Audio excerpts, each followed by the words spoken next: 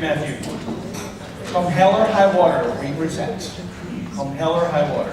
Our next presenter, Mackenzie Crosson. Title, yes. The title of her project is Scripted Approach to Violent Crime Coverage. How News Media Strikes Fear and Racializes Political Discourse.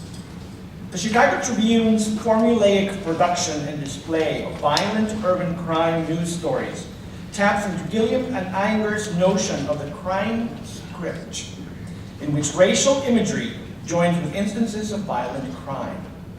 A close analysis of the mugshots that populate the Tribune's digital platform finds that the violent crime news promotes stereotypical notions between blackness and criminality, instilling fear in news consumers and ultimately working to disenfranchise Black communities in urban spaces. Mackenzie. Yes. Hi everyone. Hi. So throughout my time at Columbia, I've been pursuing 2 degrees, one in cultural studies and one in journalism. So I thought it was only appropriate that for my capstone I tried to combine these 2 worlds. As an aspiring storyteller, my work within cultural studies has allowed me to develop the tools to question the journalistic process. This inevitably has created pockets in which I feel discomfort in my work, especially with the claim that as a journalist, I'm required to remain objective and unbiased. I've been poised to question if objectivity is even possible, which problematizes a main component of journalistic virtue. And I do believe that being a journalist is a virtuous profession, which is why I've held such a deep passion for becoming one. With this virtue, however, comes great responsibility, and a journalist's morally upstanding position in society must be constantly reevaluated in order to deconstruct how and to what extent journalists, as producers of highly consumed mass culture, impact daily life in an ideological way. With strict deadlines and the high turnover stories, it becomes increasingly tempting and effortless to fall into a formulaic pattern of fitting news into a designated template. This distanced, formulaic approach to journalism, however, contradicts the journalist's very mission to act as a voice for the voiceless, communicate complicated issues to the wider public, and provide the platform on which the world is questioned, deconstructed, and interpreted. Such a grand mission and purpose requires careful thought and analysis, a constant questioning of what news events really mean, and how stories can be told to best communicate these meanings. How much of the news is an actual, unbiased, objective, and truthful representation of the societal issues and topics that are reflected within news events? Does the claim of objectivity somehow permit journalists from going deeper into the stories they tell? It is with these questions that I approach my own analysis of news media coverage and its impact on the daily lives of its consumers. It's not enough to simply produce news. As journalists, we must consider why we're including certain details while omitting others, what the story we're telling might be communicating about the world at large, and what danger exists in creating work in a formulaic way. Our approaches must shift, adapt, and ultimately work to tell stories that make the wider public question preconceived notions about the communities around us, as well as potentially dangerous hegemonic ideals.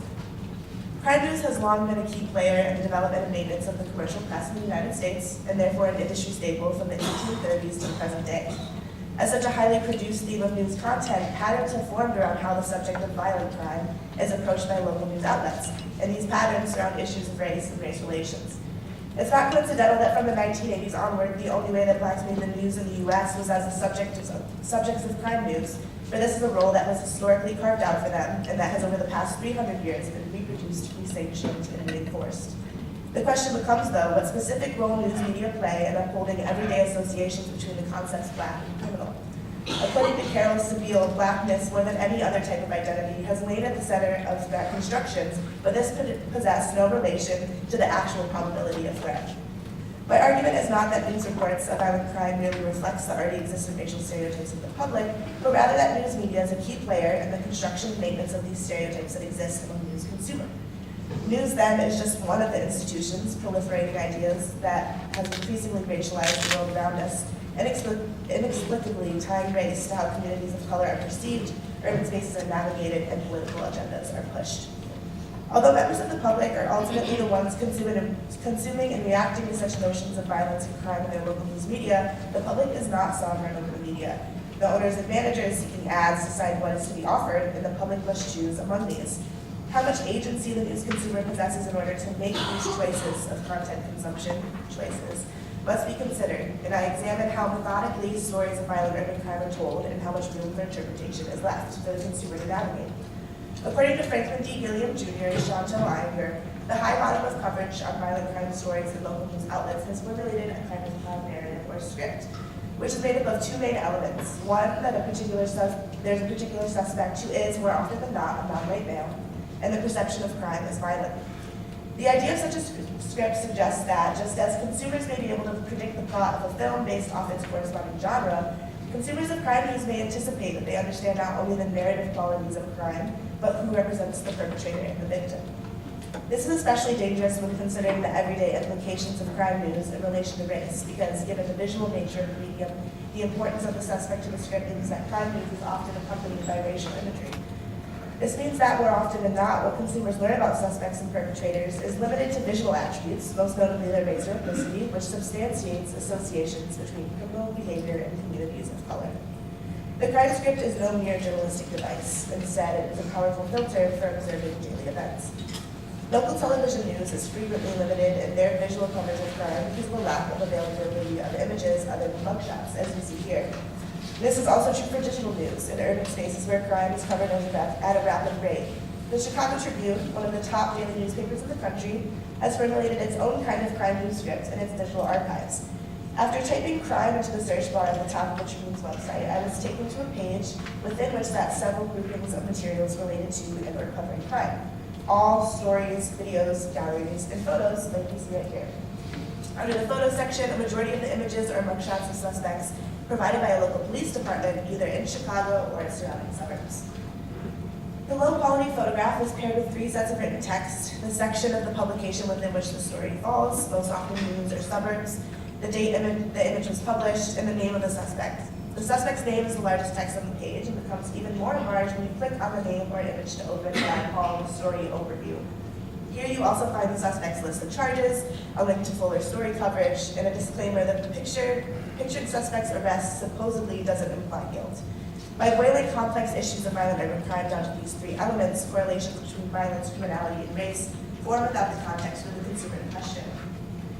You also don't have to go explicitly searching for crime stories like I did. If you go to the breaking news page on the Tribune's website, because crime is often treated as a breaking news topic, and you scroll down, you see this bar. On the very left corner, it says mugs in the news.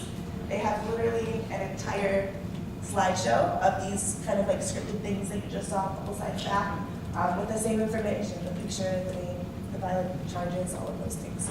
So it is accessible even if you aren't searching for it. The criminalization of African American men that this crime script proliferates results in a production of racial fears. Gilliam and Iyengar state that the effects of the crime script extend well beyond the views of ordinary citizens, meaning that violent crime news can contribute to issues which possess much more material political consequences. The evidence provided by their crime script studies indicates that local news programming intertwines policy opinions with questions of race, thus racializing political discourse. The study further revealed that for white viewers of violent crime news, a mere 5-second exposure to a black perpetrator was enough to prompt a slight increase in the percentage of people who believe crime is caused by individual failings, rather than considering the broader societal issues and shortcomings surrounding class or economic disparity that may create crime as a byproduct. These individuals are also more likely to support punitive crime policies, as the exposure to a black perpetrator promotes the idea that African Americans are out of step with the cultural mainstream. There are other studies which support the idea that if news viewers are generally more fearful of crime and the criminal fear of white viewers is particularly triggered by black offenders, then voters may be more supportive of policies that are tough on crime, particularly violent crime associated in the public mind with minorities. This position ties into the notion of the ethnic blame discourse, in which problematic behavior is framed as a source of intergroup conflict, where the behavior is committed by an ethnic other, and its harmful effects on the outgroup, in this case white communities, are accentuated. This blame discourse suggests that crime news is one of many modes of media consumption that encourages the solidification of real social policies that disproportionately target black communities. And it's because of this impact on political discourse that I argue that images of violent crime do violence onto the communities of color and black men in particular. Sabile says that crime news is a particularly grim and hopeless form of storytelling that brooks no alternatives and has a single chilling conclusion: the prison industrial complex, the death penalty, and an even harsher and more punitive response to oppressed communities. These punitive policies may target black communities in a way that seriously obstructs their ability to compete economically and live peacefully in the United States. Issues concerning crime, just like other issues such as welfare or drug abuse, may be described as race-coded, alluding to and spreading negative depictions of African Americans at a high volume, even if this is unintentional. Studies have found that heavy attention to crime news leads to an increased fear of crime in the consumer. We may then conclude that fear is a racially coded issue of crime and support the argument some scholars have made that fear is a new form of racism and as such is a powerful mechanism of social control. It is through this social control, the push for more punitive crime policies, and the embedding of racialized messages in political discourse that impedes upon communities of color to exist equally in American society, even today. And it's with the naturalized racial messages of news media that news as an institution and the journalists which make up the newsrooms are doing violence unto the communities on which they report.